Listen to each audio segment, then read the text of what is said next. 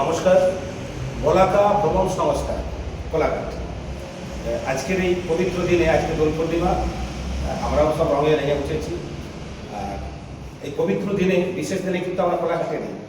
একদল ভ্রমণ সাথী নিয়ে এই মুহূর্তে আমরা অবস্থান করছি অরুণাচল প্রদেশের একদম তরুণদা ভালুকপঙে। তো এখানেও আমরা একটু আগে দোল পূর্ণিমা উৎসব করলাম ভ্রমণ সাথীদের নিয়ে, কিন্তু তারাই তো সব নয়।